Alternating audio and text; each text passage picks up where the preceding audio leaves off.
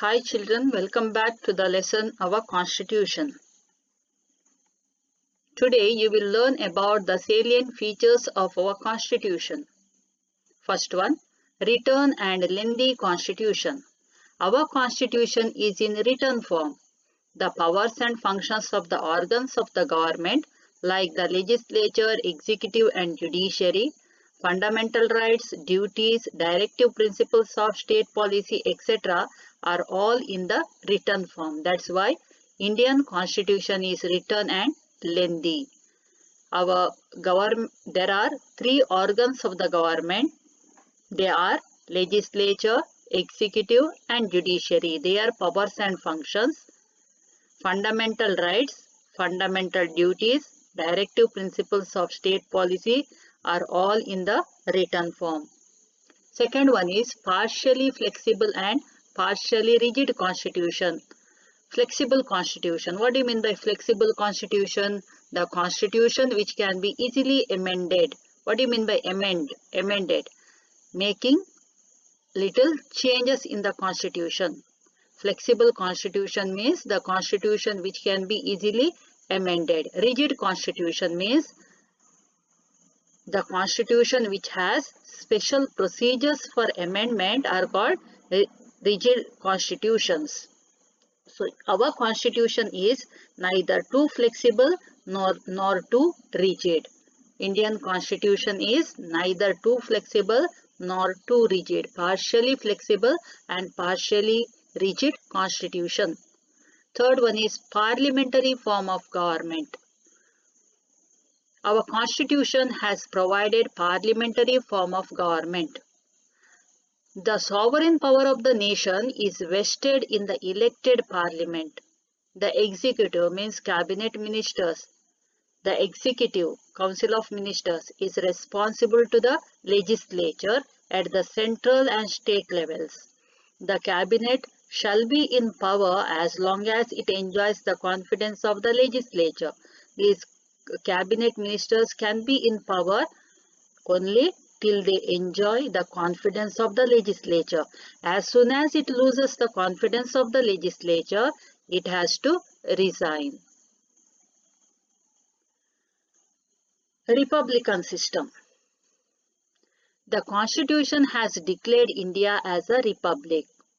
Why India is a republic? You have studied in the last class. Because the head of our country is also elected. The head of the country is indirectly elected by the citizens. In India, the president of the constitutional head is state, and that constitutional head, the president, is elected. That's why India is a republic. Next one is federal system. Our constitution provides for a federal system of government. Administrative powers are shared by the central government and state governments. It is not centralized. Power is not centralized. Power is decentralized. That is, administrative powers are shared by the central and the state governments. The central list has 100 subjects. Over these 100 subjects, central government makes the laws. It takes the decision. The state list has 61 subjects. Over these 61 subjects, the state government makes the laws, it takes the decision. And the third list is called the concurrent list. It has 52 subjects. Both the central government and the state governments together frame laws on these 52 subjects. The Supreme Court possesses powers to solve all the disputes arising between the center and the state with respect to any subject. If there are any disputes between the center and the state government, then the Supreme Court possesses power to solve all such disputes. Fundamental rights. The rights that the Constitution has given to the people are called fundamental rights. Fundamental rights are the rights which are given by the Constitution to the people. No law of any government, that is maybe central or state or any organization, can deny these rights. If the fundamental rights are taken away or endangered, the citizen can directly appeal to the High Court or the Supreme Court. These rights are listed in the third part of the Constitution. Fundamental rights are listed in the dash part of the Constitution, third part of the Constitution. Fundamental duties. There are 11 fundamental duties.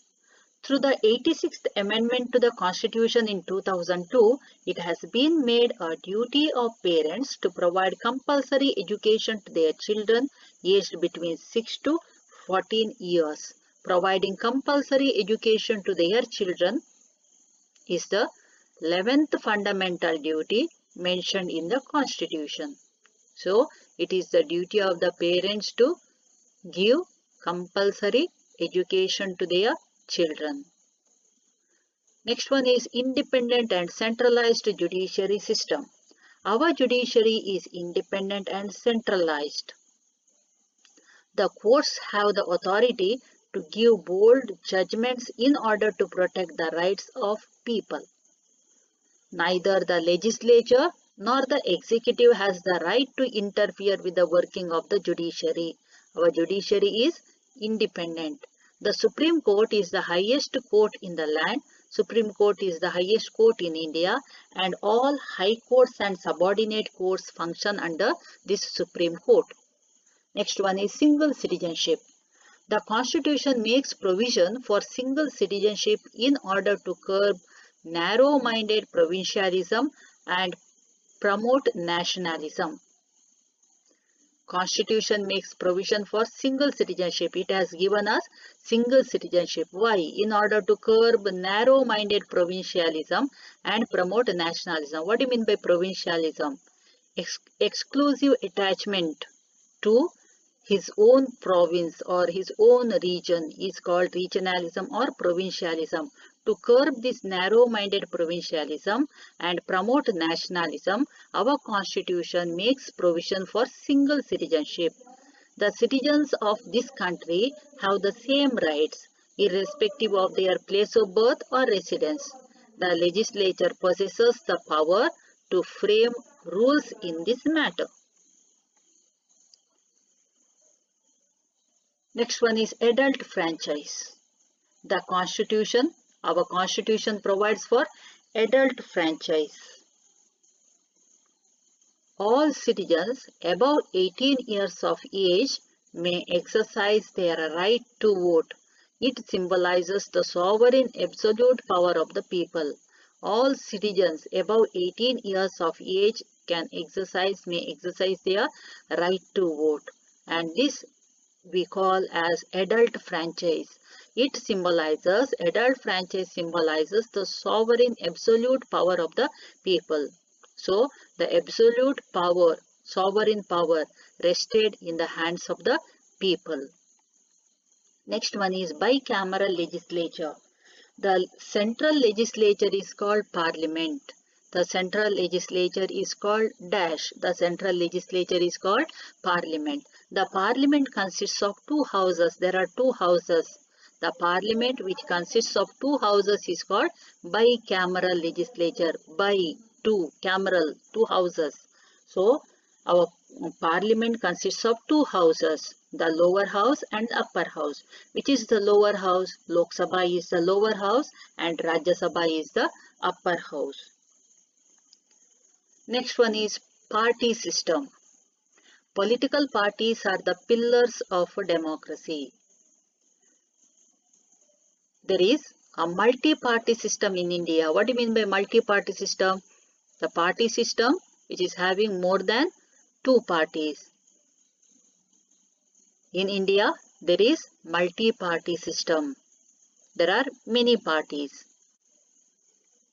The party which wins the majority of votes in the general election becomes the ruling party, whereas the rest will be the opposition parties. Now let us learn about fundamental rights and duties. Fundamental rights provide the social and political atmosphere necessary for the development of the personality of citizens. Fundamental rights are very essential for the development of the personality of citizens. they are required. Fundamental rights are required for a person to lead a civilized life in society. These fundamental rights are also essential for the success of democracy. There were 7 fundamental rights mentioned in the third part of our constitution. However, after the 44th amendment, the right to property has been abolished and now there are 6 fundamental rights. How many fundamental rights are there? There are 6 fundamental rights. Can you name them? Yes, right to equality, right to freedom, right against exploitation, right to freedom of religion, cultural and educational rights, right to constitutional remedies. Once again, right to equality, right to freedom, right against exploitation, right to freedom of religion, cultural and educational rights, and right to constitutional remedies. Right to equality. This right is very essential for the success of democracy. Under this right, all citizens are equal, socially and economically, before the law. All are equal before the law and nobody is above the law. Under this right to equality, all citizens are equal before the law. Nobody is above the law. All should get equal protection of the law and none should be discriminated against on the basis of their caste, religion, gender or place of birth. Under this right, all are equal before the law, all should get equal protection of the law and none should be discriminated against on the basis of their caste, religion, gender or place of birth.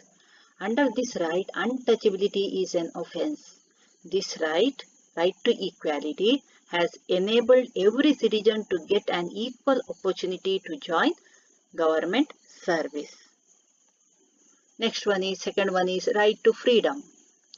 Under this right to freedom, one is free to express his own opinion, to conduct meetings without arms, to establish organizations, to live anywhere in the country, in India, and to follow any profession and move around the country. Under right to freedom, one is free to express his own opinion. We are free to express our opinion. We can conduct meetings without arms, without any weapons, without arms.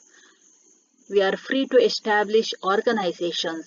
We are free to live anywhere in India and to follow any profession. We can move around the country, anywhere we can move. It is a protective right and no one can be arrested without proper reason. Next right is, third one is right against exploitation.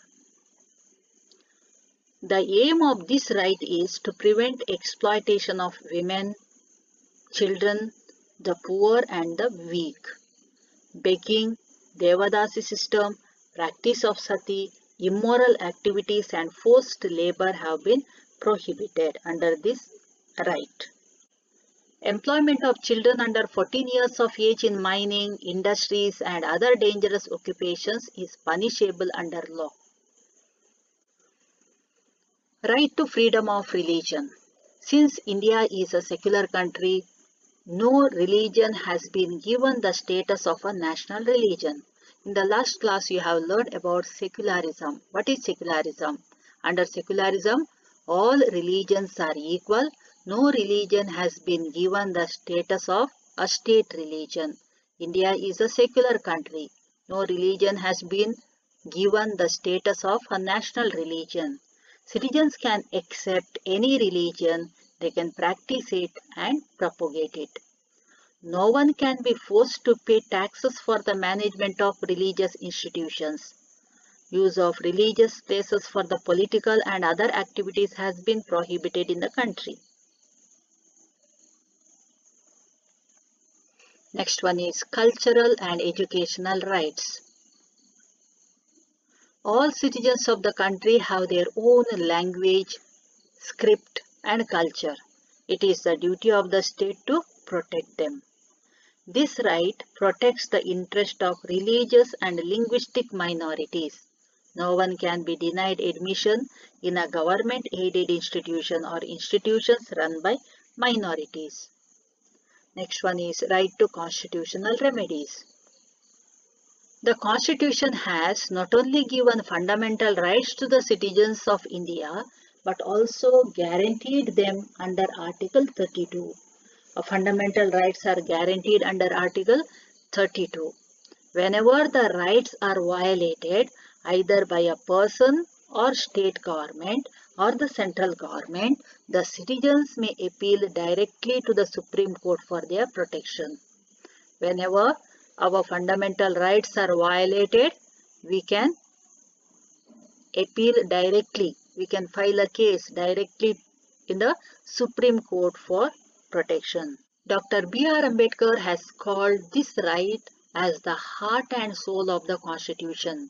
Who has called the right to constitutional remedies as the heart and soul of the Constitution? Dr. B.R. Ambedkar. If any individual or the government at the center and state appear to violate a person's right, he has the right to approach the Supreme Court.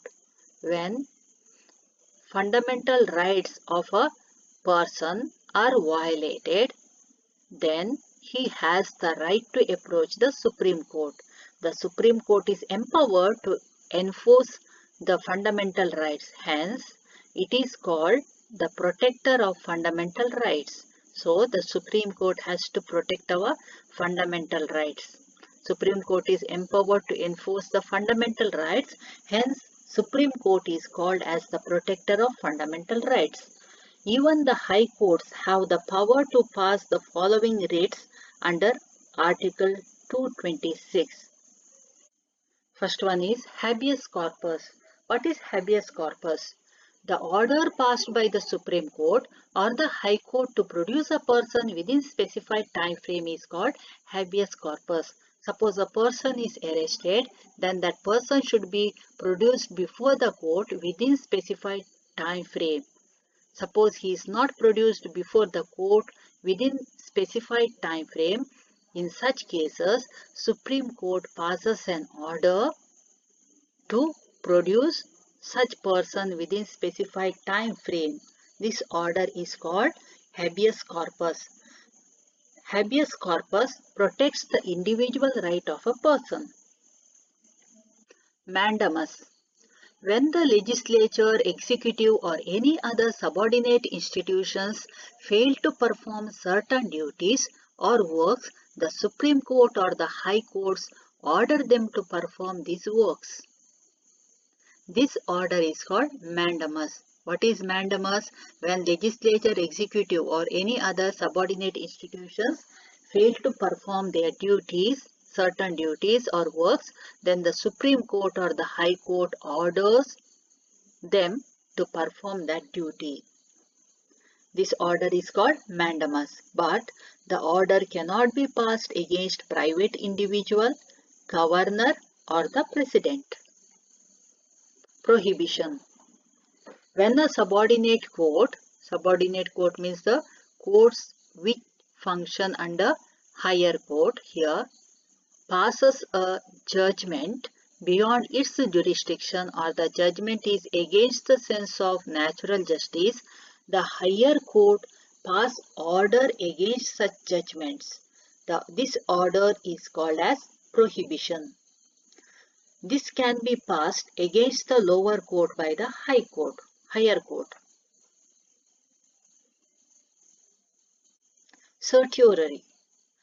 When the subordinate court pass judgments beyond their jurisdiction or against the sense of natural justice, the higher orders the submission of records related to that judgment to it. This order is called certiorari.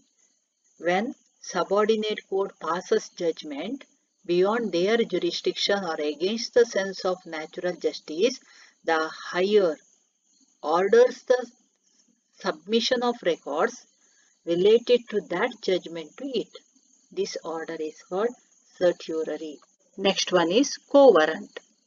The order directing the right person to occupy the right public office is called as quo warrant. The order is passed against persons who hold public offices illegally by the higher courts.